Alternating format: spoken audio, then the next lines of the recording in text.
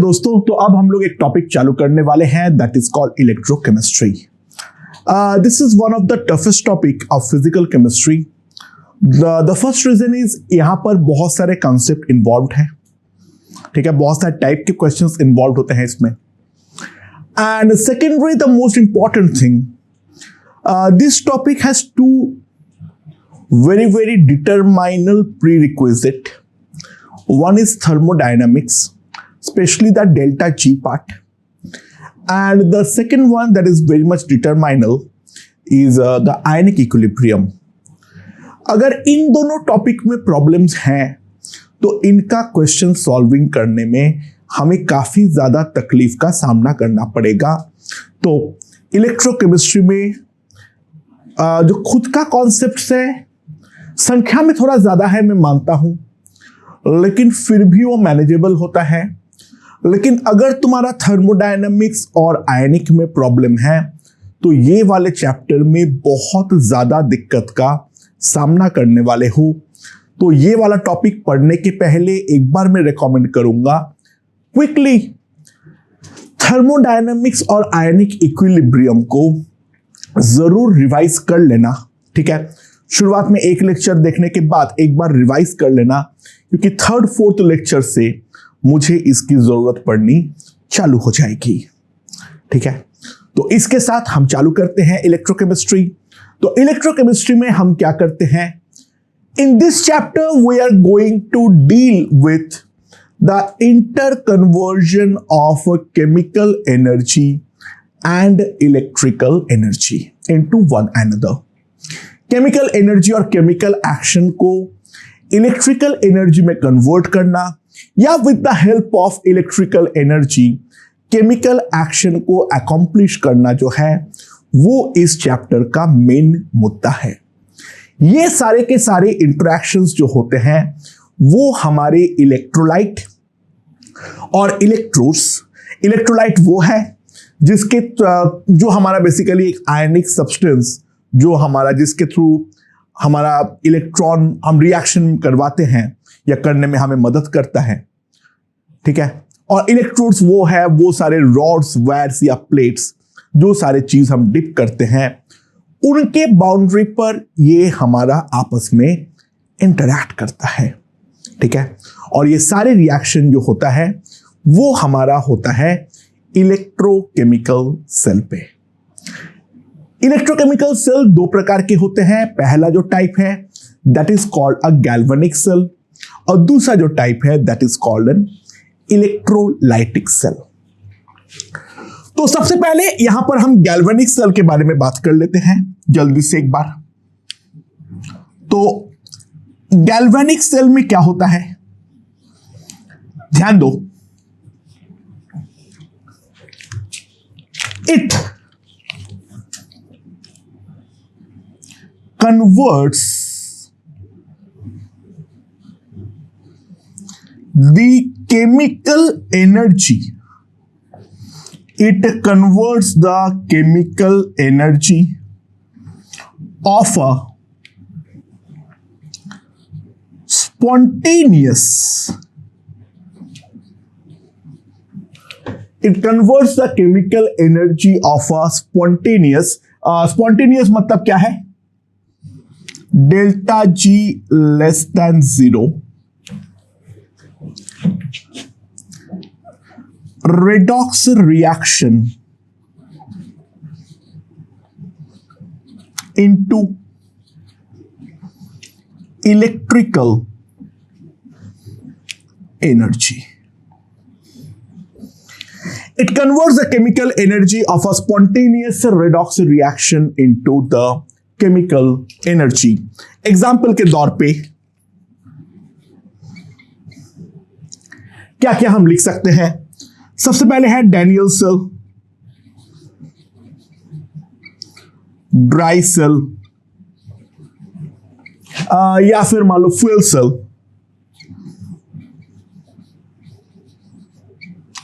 Lead storage cell. So in the galvanic cell, it converts the chemical energy of a spontaneous redox reaction into the electrical energy. ठीक है, reaction हमारा हमेशा redox reaction ही होगा. दूसरा अगर हम बात करें इलेक्ट्रोलाइटिक सेल. इलेक्ट्रोलाइटिक सेल में क्या होता है, इस पे हम इलेक्ट्रोलिसिस और इलेक्ट्रिकल decomposition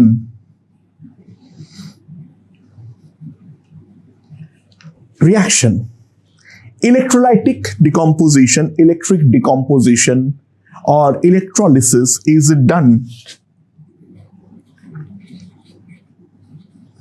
ठीक है, and via external source or battery providing electrical energy. ठीक है, फ्रॉम आर एक्सटर्नल सोर्स और अ बैटरी के सहारे हम लोग जो है इस पे इलेक्ट्रिकल एनर्जी के सहारे हम कोई ना कोई केमिकल रिएक्शन को अकॉम्प्लिश करते हैं. एक बात ध्यान देना, the chemical reaction involved in an electrolytic cell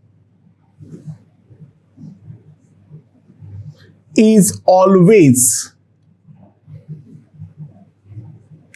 non-spontaneous, यानी delta G is greater than 0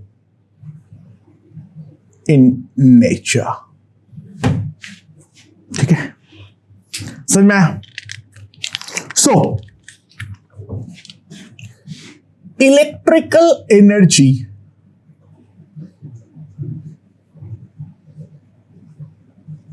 is here converted to chemical energy, and that is the reason, और ये केमिकल एनर्जी में कन्वर्ट होने के कारण non spontaneous, hence non spontaneous reaction proceeds in forward direction. देखो H2 और O2 का combine होके वाटर का बनाना स्पॉन्टेनियस है, बट वाटर का टूट के H2 और O2 का बनना, that is the process of electrolysis, that is non spontaneous. तो उसके लिए जो रिक्विजिट एनर्जी है वो हमें इलेक्ट्रोलिसिस जो इलेक्ट्रिकल एनर्जी जो है वो हमारा बाहर से प्रोवाइड करता है. ठीक है, सो हमारा ये वाले चैप्टर में, in this chapter there are 3 parts. इस पूरे चैप्टर को हम फंडामेंटली 3 पार्ट पर तोड़ सकते हैं. In first part we will discuss with the galvanic cell, different types of it, but fundamentally there will be the galvanic cell or the spontaneous reactions. दूसरा है electrolytic cell, और तीसरा जो है that is the electrolytic conduction. That is the electrolytic conduction. इस पूरे chapter में हमारा फंडामेंटली 3 पार्ट है, galvanic cell, electrolytic cell and the electrolytic conduction. तो first of all let's discuss about galvanic cells. थोड़ा सा हिस्टोरिकली चालू करेंगे और फिर धीरे धीरे धीरे धीरे हम इस चीज में जो प्रॉपर डेफिनेशंस वगैरह है उस दिशा की ओर बढ़ने वाले हैं। गैल्वेनिक सेल का हिस्टोरिकली कहां पर डेवलप हुआ? देखो, सबसे पहले लोगों ने क्या किया था, सबसे पहले लोगों ने एक कॉपर सल्फेट का एक्वस सॉल्यूशन लिया। कॉपर सल्फेट का एक्वस सॉल्यूशन जो है वो लोगों ने लिया, ठीक है। उसके बाद लोगों ने एक का जिंक रॉड लिया,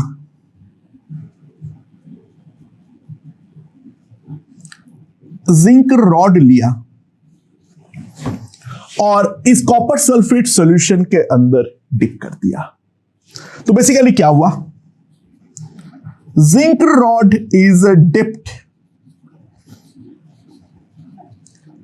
इन अ कॉपर सल्फेट सॉल्यूशन, और जैसे ही ये वाले डिप किया तो ऑब्जर्वेशन क्या आया? द ऑब्जर्वेशन वाज,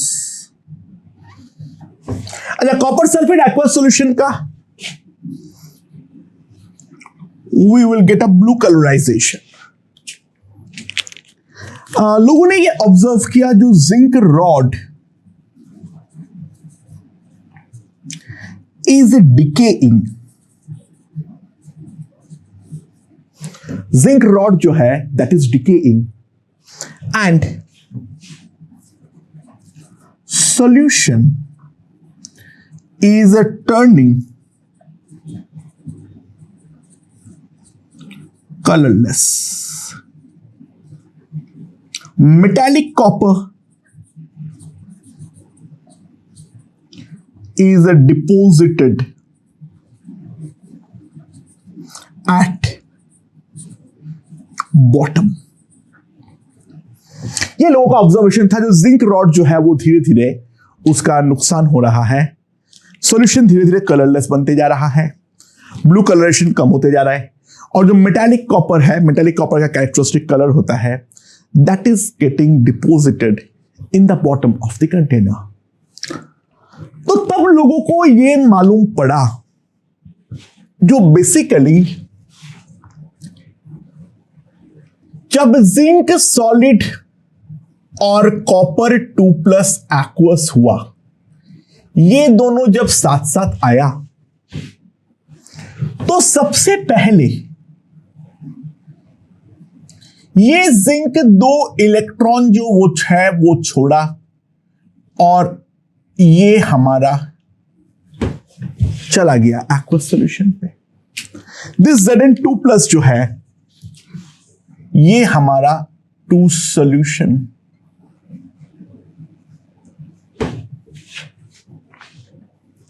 एंड ये जो 2 इलेक्ट्रॉन है वो कॉपर 2+ ने एक्सेप्ट किया और खुद कन्वर्ट हो गया कॉपर सॉलिड पे, and this one was deposited at the bottom.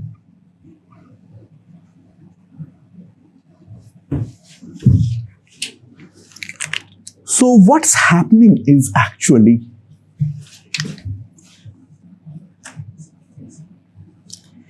Zn solid plus CO2 plus aqueous gives Zn2 plus aqueous plus a copper solid। पर ध्यान देना, ये पूरा प्रोसेस में electron has moved from Zn 2Cu2+। अच्छा, और ये इलेक्ट्रॉन अगर मूव कर रहा है तो लोगों को दिमाग लगा जो भाई क्या इस तरीके से हम करंट प्रोड्यूस कर सकते हैं, क्या इस तरीके से हम करंट प्रोड्यूस कर सकते हैं। सो लोगों ने ये वाला रिएक्शन से जो हर एक मेटल का जो डिफरेंट इलेक्ट्रॉन गेनिंग का टेंडेंसी है या इलेक्ट्रॉन छोड़ने का टेंडेंसी है, ये वाले चीज का मदद लेते हुए लोगों ने कोशिश किया क्या केमिकल एनर्जी को हम कुछ करके इलेक्ट्रिकल एनर्जी पर कन्वर्ट कर सकते हैं या नहीं कर सकते हैं। सो in the first attempt,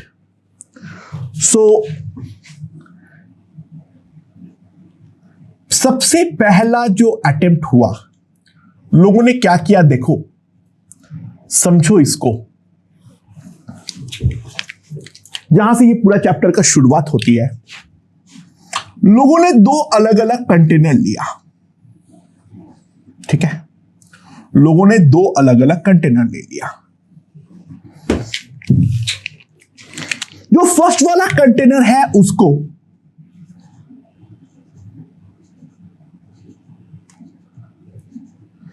ZnSO4 aqueous solution डाल दिया और दूसरा एक सॉल्यूशन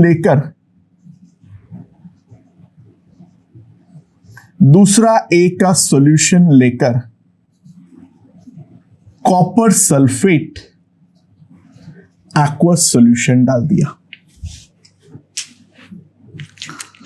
और फिर उसने क्या किया, यहां पर उसने एक जिंक रॉड जो है वो डाला। यहां पर सबसे पहले एक जिंक रॉड जो है वो डाला, ठीक है। और सिमिलरली दूसरे वाले साइड पर एक यहीं पे एक कॉपर रॉड जो है वो कॉपर रॉड उसने इंसर्ट किया। पहले एक जिंक रॉड इंसर्ट किया एक तरफ और दूसरी तरफ कॉपर रॉड इंसर्ट किया। और फिर जो है इन दोनों को एक वायर के सहारे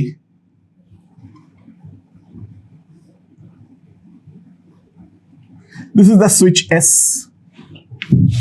एक वायर के सहारे और एक बल्ब के सहारे कनेक्ट कर दिया। और फिर S is closed।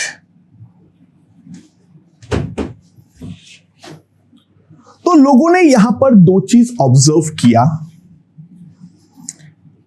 As soon as S is closed, bulb glows, bulb जल गया हमारा। बट साथ ही साथ एक और चीज ऑब्जर्व किया,